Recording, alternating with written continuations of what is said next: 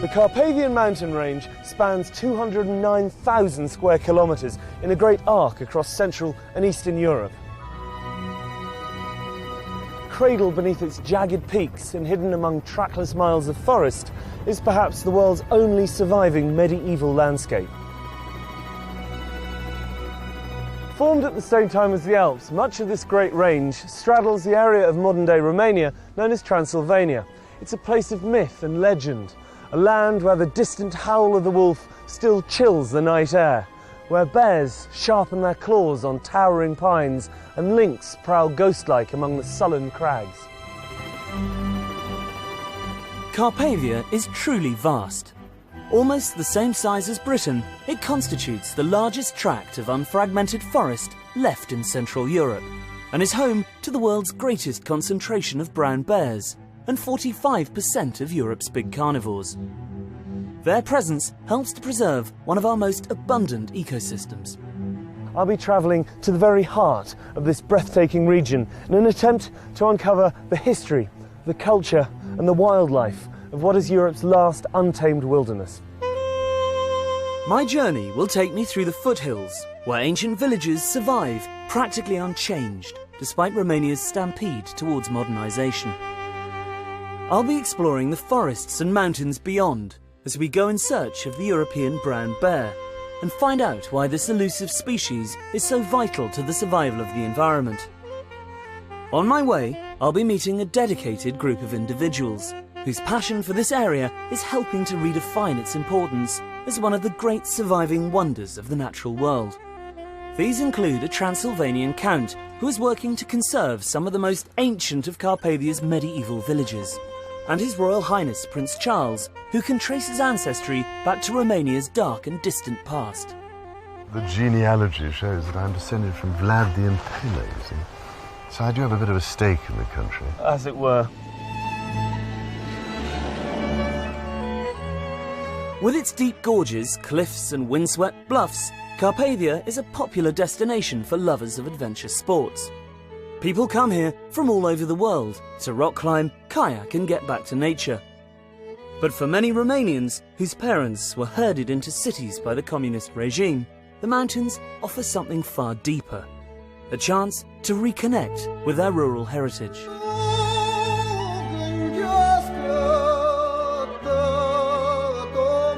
To get a feel for the geography of this unique mountain range, I joined Mihai Constantinescu, leader of the local Alpine Association, his wife Mihaela and their friend Nicoleta Carpinianu for a 2-day trek through the Apuseni region. Yeah, finally. Thank you. Yeah, these roads are a bit labyrinthine. You must get used with this. Hi. Nicoleta. Hi. So where exactly are we going? They will going to have around 15 kilometers. Yeah. We'll set the tent tonight, and tomorrow we'll do the rest of the trip, and finally we'll reach the daffodil fields. That is very spectacular, and we have to be there because now they are fully bloomed. At the very best. Yes. You see, that's the traditional way of harvesting the woods. Yeah. They're using horses for that, to carry the woods. Yeah. And this would be... This is wood for the firewood, isn't it? yes, For exactly. the oven. Yeah. Will be used for fire. As you head up into the hills, the terrain rapidly grows wilder and the forest closes in around you. This is a world so ancient and unspoilt that our presence feels as ephemeral as the footprints we leave behind us. All my life, I've dreamt about visiting the Transylvanian wilds, but where Bram Stoker describes a sinister and haunted landscape, instead you find yourself in a world more redolent of Tolkien. This is actually the longest cave in Trascou Mountains. It has more than 2 kilometers of caves and galleries. So this great chasm is a system that goes right back through the mountain? Yes, it's going through the mountain. You can actually go and get out on the other side. You can see the place where the water goes in, and it pops up here. This tributary, though, is part of the Ariash river system. Yes, exactly. And the gorge that we're about to walk to is the next door valley, I presume? Yes, it's a parallel valley to this. It's like several hours of walking. Well, lead on. Okay.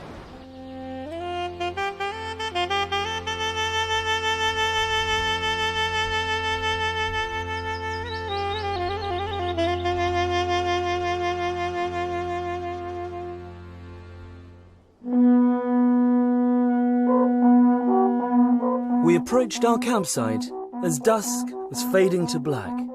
A fire was already lit and a local troupe of travelling minstrels were practising for next week's big daffodil festival at nearby Negrilliasa.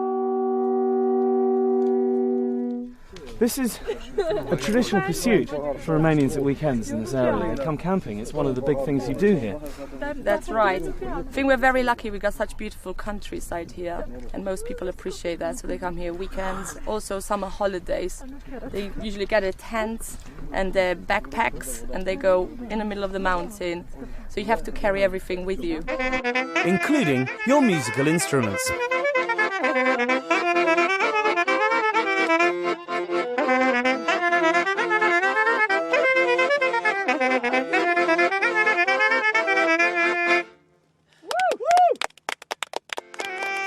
The festivities continued late, a single small island of light and warmth in a vast ocean of night, the only other illumination being a pale, vociferous moon.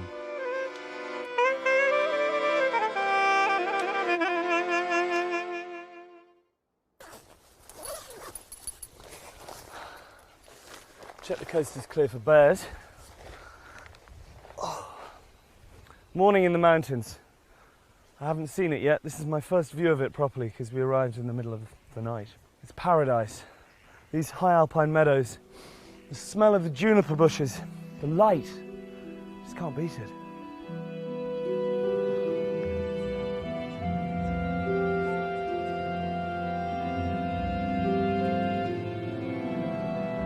After a long morning's walk, we reached the wild daffodil pastures of the Apasan Hills.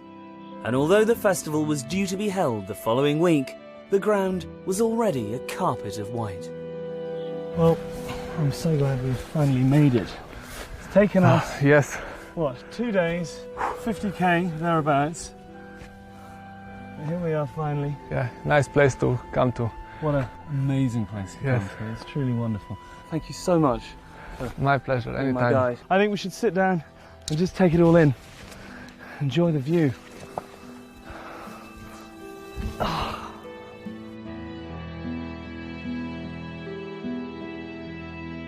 These stunning meadows of daffodils are just one of Carpathia's many floral spectacles, as I discovered when I caught up with head of World Wildlife Romania, Erica Stanciu, at a local food and crafts festival in Nucșoara.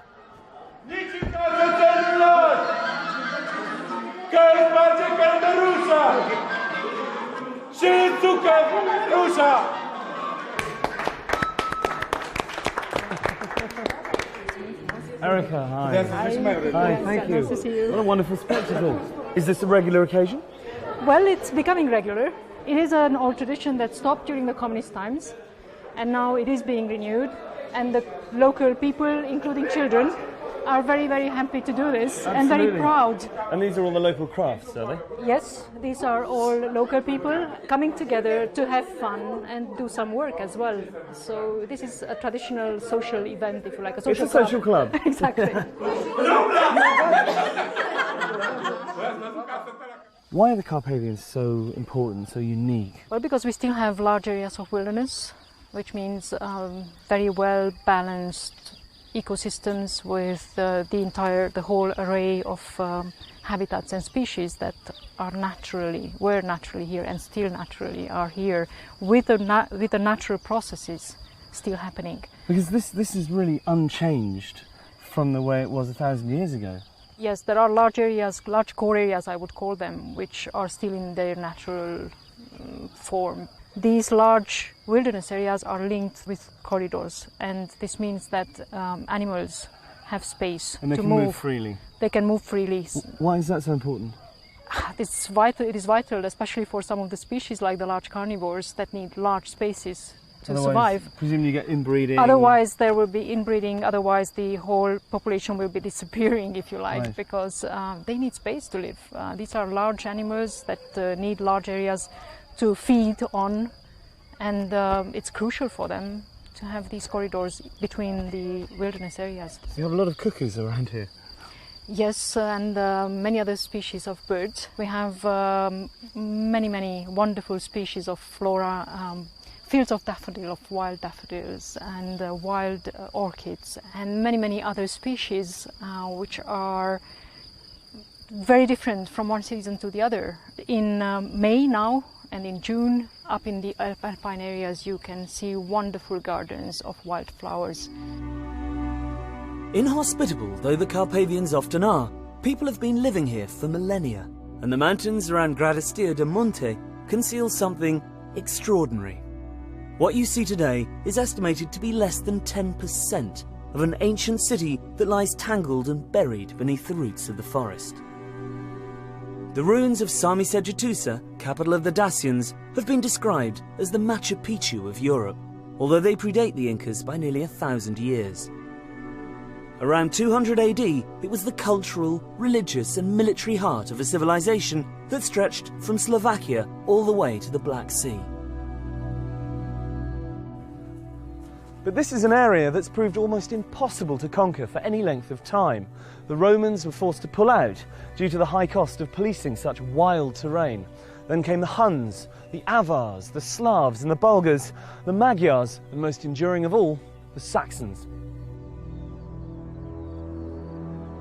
Travelling northeast towards Brasov and the foothills, you reach a region where the German language is still widely spoken, and many of the people are descended from immigrants who came here in the 12th century. Or at least that was the case up until the early 1990s.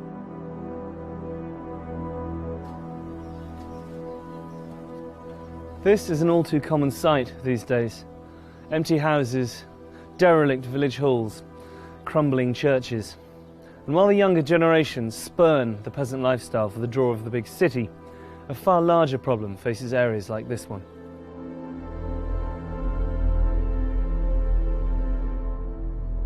Following the revolution and the fall of Ceausescu, the German government gave its Saxon cousins the opportunity to return to their homeland. Faced with the choice between continued hardship, poverty and political instability, or the chance of a new life in the West, many families literally up sticks, leaving everything behind them. Fortunately, not all of these depleted settlements have been abandoned. Aside from a growing Romani population who have moved in to take advantage of the free housing, there is still a stalwart Saxon contingent who have stayed on and are attempting to inject new life into what is a vital part of Romania's cultural identity. The village of Viscri is one of the lucky ones, where members of the community have banded together to preserve their architecture and traditions. Many of these houses date to the time of the first settlers, direct forebears of today's inhabitants, like local resident Caroline Fernelend. My ancestors came 1142, invited by King Geza II of Hungary to defend this area against the invasions. So they came with a golden letter, we call it. And this is why they built 240 villages in Transylvania, and every village has a fortified church. All the time somebody was watching from the tower to see if it is dangerous, and then they would ring immediately the bells, and everybody Piles into the church. very quick. And locks Very the door quick. behind them. Yeah. Of course. This is Alba Iglesia.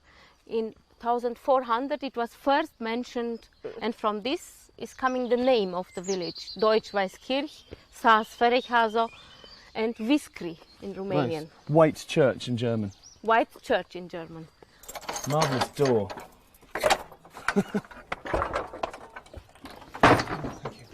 It is a very simple church, and our daughter, she finds some rules from 1640, how the community was organized and what they have been allowed to do and what not. For example, if somebody during the service was snoring and your second neighbor would hear you, you have to pay a fine. So it's okay if you fall asleep, but you must do so very quietly. Very quietly, yes. And presumably there was a pecking order in terms of where people sat in the church. Yes, this we are respecting also today, even if we are 8, 9 people. For example, the young ladies, they sit in the back, and when you get older, you move more in the front. After 80-year-old, you have to sit here close to the angel of death. This is the last station alive. It is preparing you For the afterlife. for the afterlife. How extraordinary. That shows a very healthy business-like attitude to mortality, really. Look at this.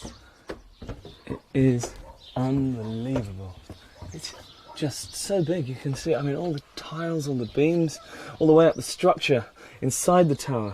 I mean, I felt like I was gazing down Noah's Ark, you know, as you saw the roof of the church. The amount of work that must be required to maintain a building like this. Community has done this when it was needed. This is why they have not built something new here. They only maintained the church and the towers how they have been always. Ceausescu, in '88, he proposed that 8,000 villages like this to be destroyed in Romania, to destroy our identity. This was his goal.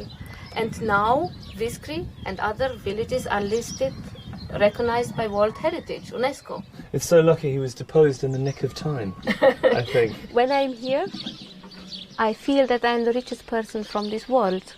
And if you are here in the evenings and hear these birds and insects singing, I really think it is wonderful, and all stress from the day is gone. Disappears. Yes, I think gazing out from this balcony has to be qualified as a form of meditation, really.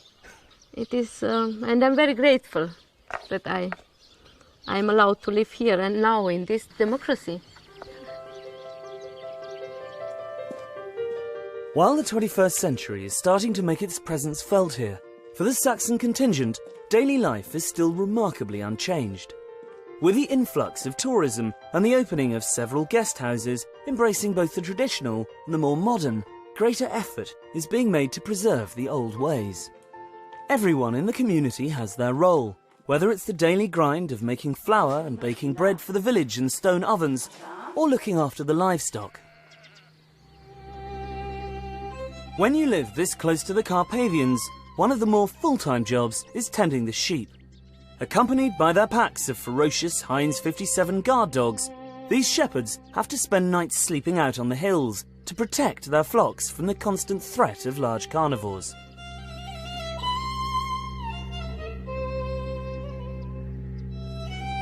Am avut. Deci acum ce să spun eu asta? Cum atacă lupul. They had problems usually the wolves are attacking. Lupul te atacă, te pândește. Șade drept o grămadă cu mărăcini undeva, vine, te vede că ai trecut încolo și s-a sărit pe oaie. Does he ever get scared? Because presumably if he catches a wolf attacking a sheep, he's got to go out there and try and bash it over the head with his shepherd's crook. Nu mi-e teamă, dar el e fioros. În momentul când în momentul dacă l-a pus de el vezi tu înainte și nu te vede el, e bine. Dacă te vede el și l-ai văzut tu, răgușești. Nu mai poți răi, gata. Would he rather there were no wolves, or is 1 or 2 sheep a year an acceptable loss to have large carnivores living in Romania? Deci să nu ai pierdere, pagubă. Dar să fie urși lupi. Poți să fie urși lupi, dar să nu ai pagubă. Every day, Stelaka and his colleagues drive their flock for miles across the open pasture. And most exhausting of all, as I found out, they also need to milk each sheep by hand, twice.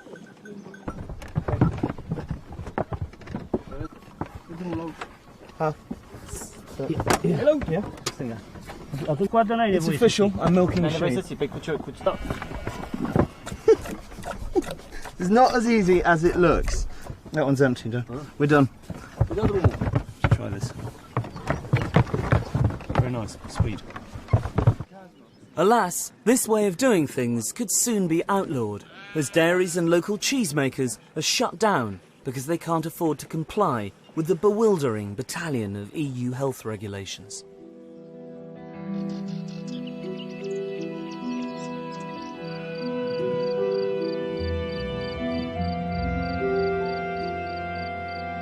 One organisation that is striving to prevent this from happening is ADEPT, a charity that maintains local methods of farming and living off the land are essential for the survival of a rich and varied ecosystem.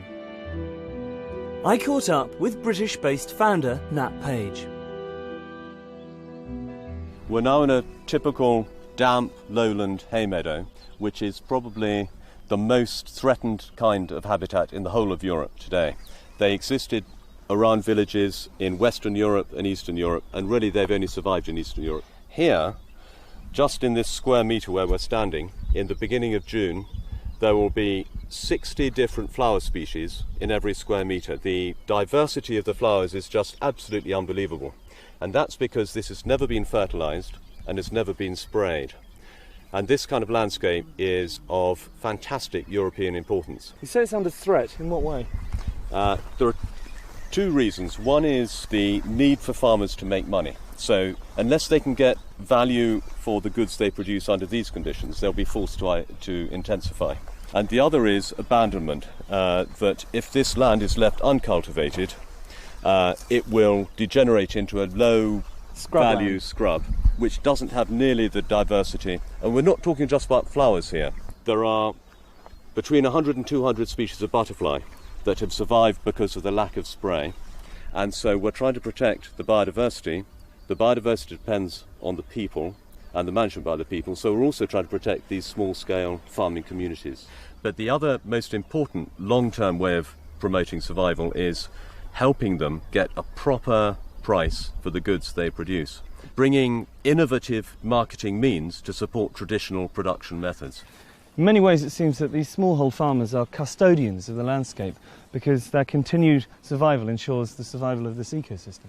Yes, let's hope we can keep as much of it as we can. Who knows, in 10 years' time, this will not be the same. Well, it will be here in 10 years' time if everyone comes to look at it and experience it and enjoy it. Yes, look at it, enjoy it, and support the local economic system. And the system will continue. Perhaps the best way to explore these gently undulating fringes of Carpathia is by mountain bike. A set of trails has been built through the surrounding woods and hills, linking Viscri to its neighbouring villages, and whilst there's nothing too challenging, it's a great way to see the countryside.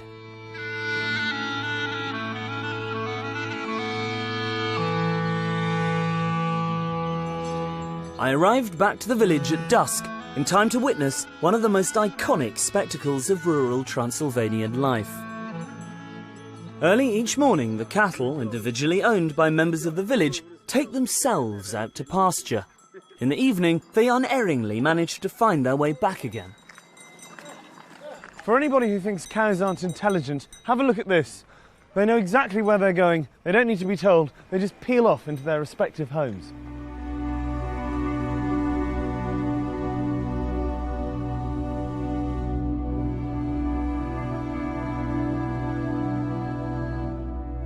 As Romania's economy is developing, the environment faces ever greater danger.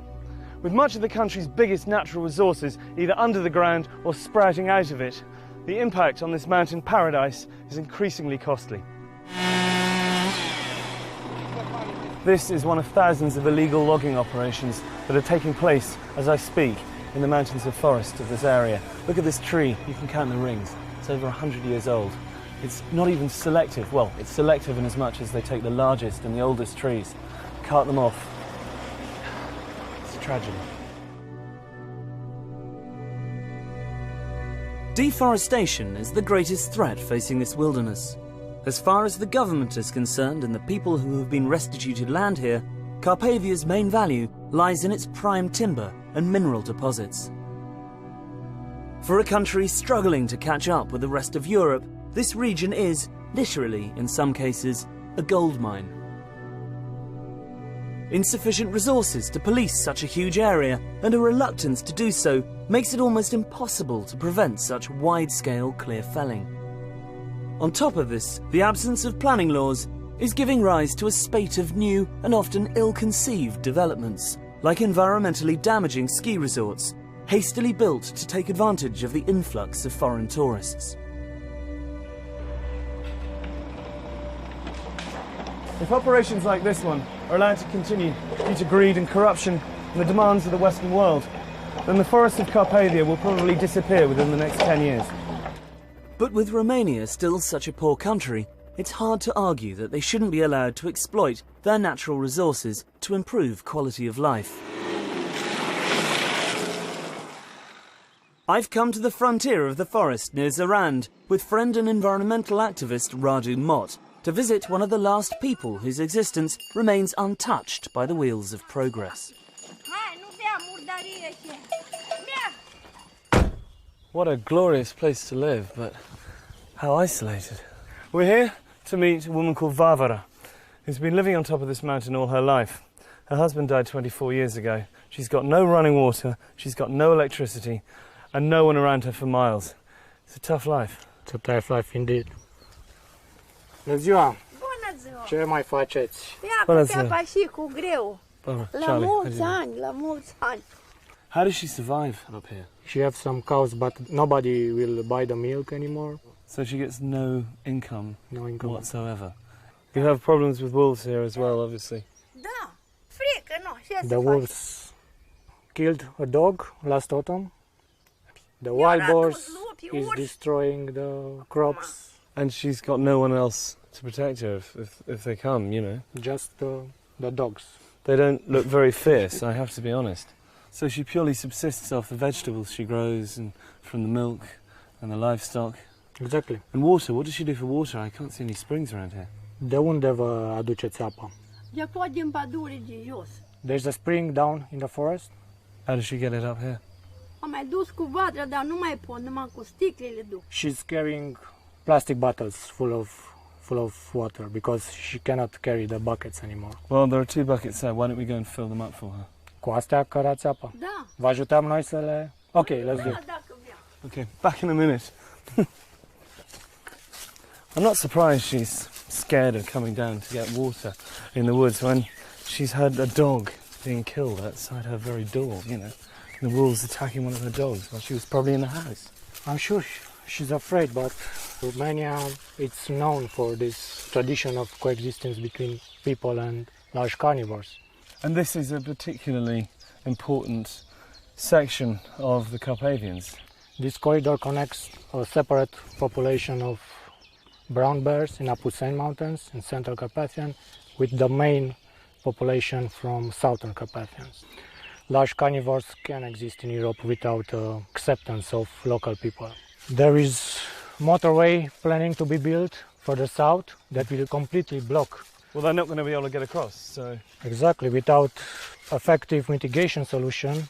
It cuts that migratory route straight in half. Exactly, it will be a total barrier for wildlife. Well, here's the spring. You see what she means? It's a long way to come, isn't it? Yes, it is. Especially if you need a glass of water in the middle of the night and you hear the howling of the wolves outside. I presume that this is scooping out the water. Yeah. Right.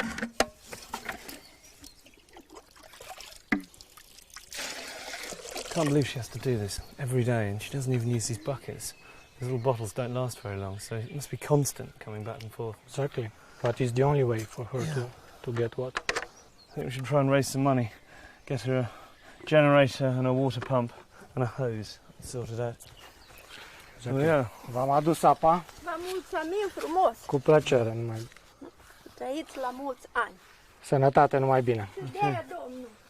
Hope that'll keep her going for a while.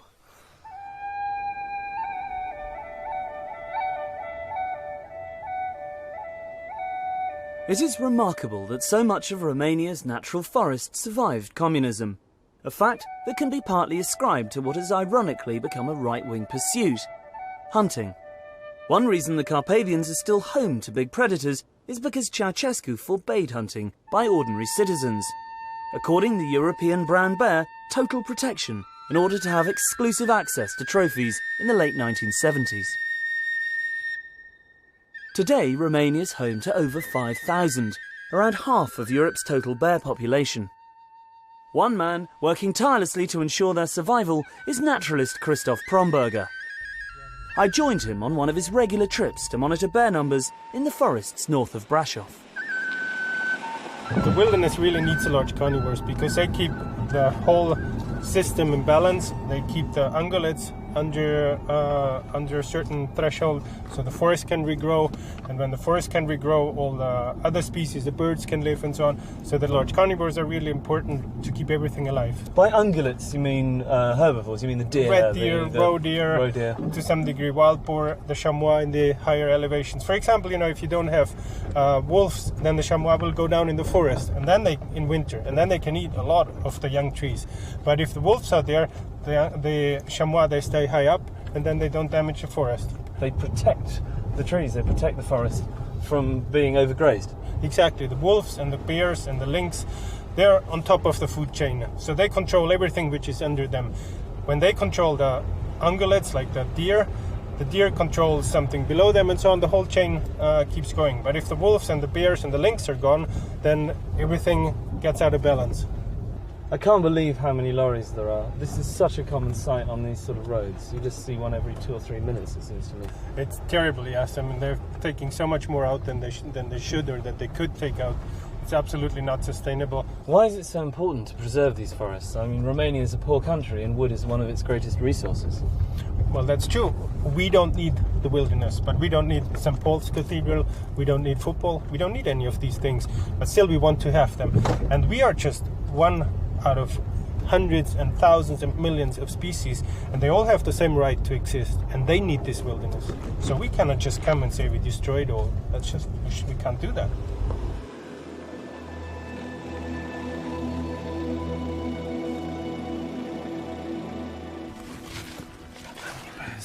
In this area, there's about 25 bears that are coming more or less regularly to this height. The height is just around there, about 150 meters from here. We gotta be very quiet now. They're the same family as the American grizzly, aren't they? Yes, they're actually the same species. They're just a different subspecies. Okay. Yeah. We might look out, there might be already tracks. Yeah, that we find tracks on the ground. They don't really attack people very often. No, don't worry, don't worry. No, I don't. I'm with you, I protect you.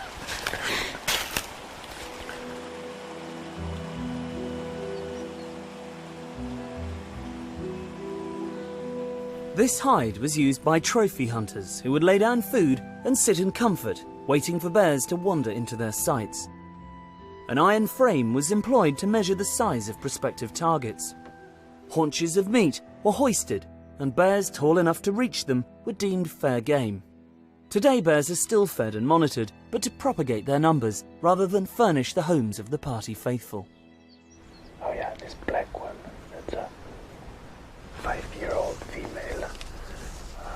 She's not coming very often, but I've seen her here before. It's amazing just to see bears so close. It's absolutely amazing. Yeah. What is it? It's not even 30 meters, isn't it? I know. They probably smell us, so they know that there's somebody here. But if we're quiet and if we don't do any fast movements, they will tolerate us here. Okay. Is that meat down the far end there? Because it looks like she's sniffing around there. Yes, that is the leftovers from the slaughterhouse. They came word and brought about a week ago a truck full of that stuff here. Mainly sheep guts and the sheep heads.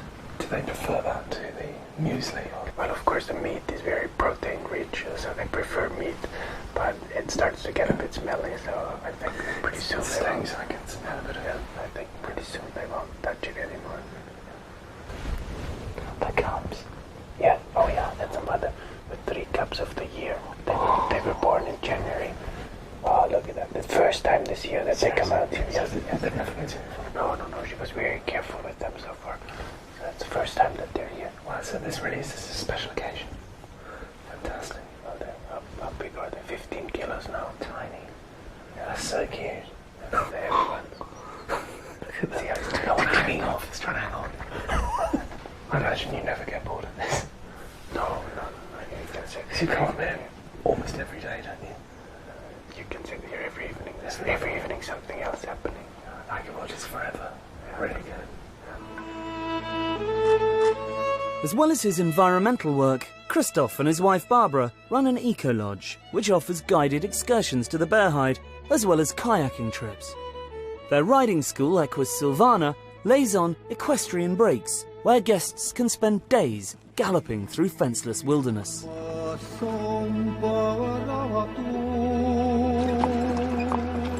Miklișoara, in the Hungarian-speaking area of Carpathia, is a small village near Barault. I've come here to meet Transylvanian Count Tibor Kalnoki, who is transforming the local community by converting disused homes into traditional guest houses and offering visitors the chance to step back in time. Tibor, hi. Welcome, Charlie. Good to see you. How are you? This is the most impressive hunting lodge.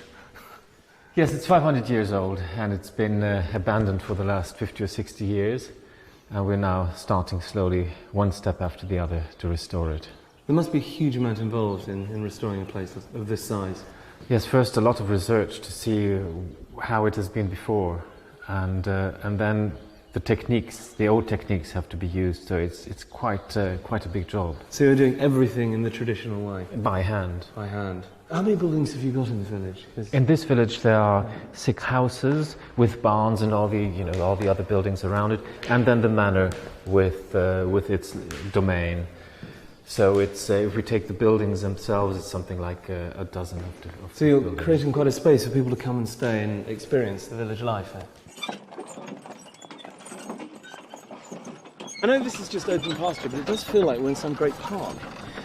Yes, these wonderful trees, which are hundreds of years old, have been giving shade to the cattle, and that's why they're here. They're here, and they're mostly oak, it seems to me. Mostly oak, and some of them are over 500 years old. Tell me the history of your village. I mean, your family have been associated with this area for nearly 1,000 years, haven't you? Well, the village itself is the oldest of the whole region, of the Sekla land, as we call our region, which is populated by the Seklas. And it's going to have its 800th anniversary this year. The family is slightly younger. They came only 40 years later, so it's something like 760 years now. A relative newcomer. Yes, absolutely. And you were living in exile for quite some time during Ceausescu's reign. Yes. You then got the go-ahead to come back. Exactly. How So was I was raised mainly in France because my grandfather had already to leave just before the Second World War, actually, as an anti-fascist. Poor man, he was anti-fascist and anti-communist and was born in 1900, so he had a difficult life. He was ahead of his time. Yes. I came back in the 90s and started to sue the state for illegal expropriation, and I won some of the cases, but we don't have enough land to make a living from. So we decided to live from tourism, because it's the ideal way also to support the villages themselves. For example, in our guest houses we employ more people than we have beds, and we're very popular within the village, because the way we employ people allows them to keep their farms.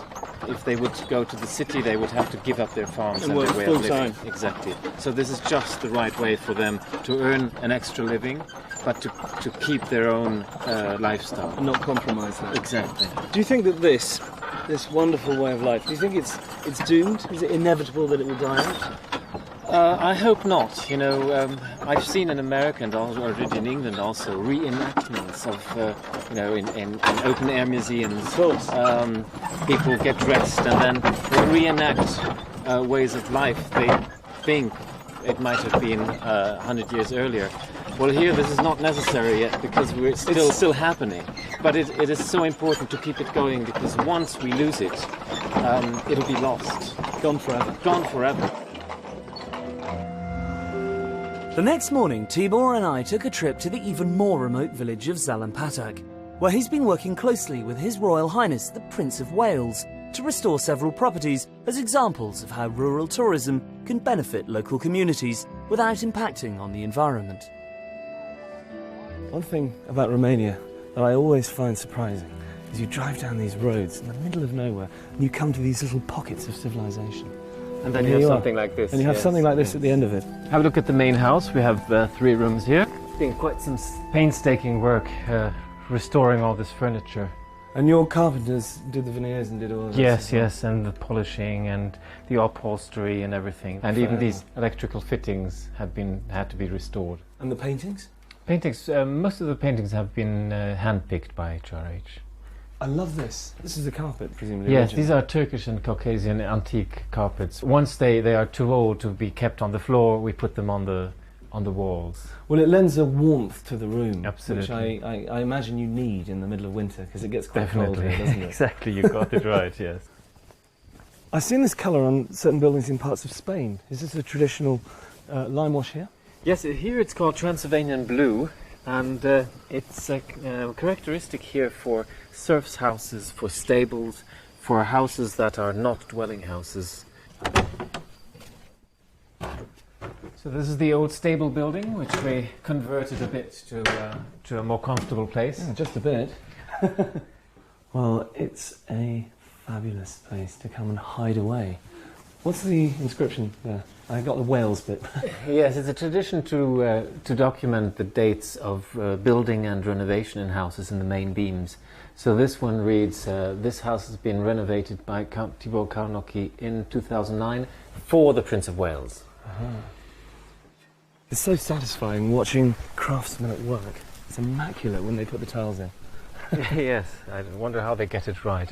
It's not so obvious, actually. No, it is like doing a jigsaw puzzle, really, Yeah. I think. Tell me, Thibaut, why did the Prince of Wales fall in love with this particular place? I mean, I can see it's very beautiful, but why here? I suppose it is because it's a place where the local population still lives in total harmony with the environment, with nature. And it is not complete and total wilderness like up in the mountains. It is actually handmade, but it is the perfect cohabitation of man with nature. It's easy to forget in such comfortable surroundings that the forest is still only a few feet away from the back door. A fact I was reminded of when I took a quick stroll in the adjacent hills. Walking up through fields of orchids along the edge of the tree line, you are completely immersed in the natural world.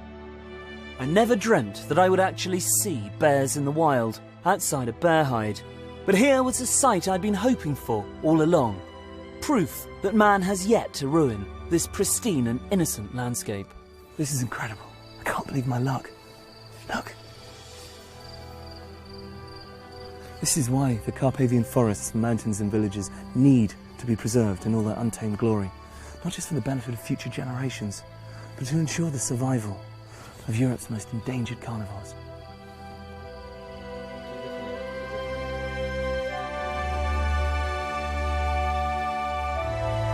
If something isn't done, then this verdant paradise will become as ecologically barren as the Highlands of Scotland. Once covered by magnificent forests of oak, beech and pine, now bare with new saplings grazed into submission by a wildly inflated deer population. But it's here I've come, on the last leg of my journey, to meet one of Carpathia's greatest crusaders, His Royal Highness, the Prince of Wales. The key thing I think about Romania, and Transylvania in particular, is that there's so much we can learn from, it seems to me. It is the last corner of Europe where you see true sustainability and complete resilience and the maintenance of entire ecosystems for the benefit of mankind, and also for nature. And there's so much we must learn from that before it's too late, I think. So presumably this is why it's so important to preserve it for the future. Well, I think so, but people will say, oh, well, she's just trying to preserve things in aspic, and you're trying to prevent progress and so on. But you'd think by now we might have learned a few lessons from the things that have gone wrong with an agri-industrial approach to everything. Because the great thing, it seems to me, about Transylvania is the combination of natural ecosystems, the forests and the agricultural areas, together with the human cultural systems. And it's this extraordinarily unique, integrated relationship which is of such huge importance. Once you pull it all apart, you're left with something which can just be exploited without being treated in a sustainable way, if you see what I mean. Because if you cut down great swathes of the Carpathian natural forest, you're actually destroying one of nature's great services to the rest of mankind in terms of carbon sequestration. Given the fact that the rise of industry and agriculture has led to the almost total destruction of the Great Forest of Caledon here in Scotland, do you think that there's a way of stopping the same thing from happening in Romania? Well, we should be clever enough, wouldn't you think, by now, and wise enough to We'd hope. Some possible lessons to be learned in avoiding that from happening. Otherwise, if we just go on the same way, you end up with destruction occurring, and then people later on saying, hang on a minute, you've got to try and put this back. What is the point of running into the proverbial brick wall, this time of such a painful sort, that by the time we realise that we have to redesign our food systems and put nature back at the heart of the whole process in order to provide us with what we take for granted, how are we going to be able to put it back? Yeah. So I think Transylvania is an absolutely key issue that has to be addressed What do you love the most about Romania? It's the timelessness of it, which is so remarkable. And almost out of some of those stories one used to read as a child, it's quite remarkable. People are yearning for that sense of belonging and identity and meaning. And we have to rediscover some of these aspects of the way we produce food and live with and maintain and give back to nature if we are to make sure this whole system continues. And that's why human cultural systems matter, because they're intimately linked to that aspect of nature. It's in us, but we've somehow denied it and thrown it away and said it doesn't matter, it doesn't exist, it's irrelevant. It isn't irrelevant. Nourishes the soul and the heart, absolutely. That's what Romania does for you.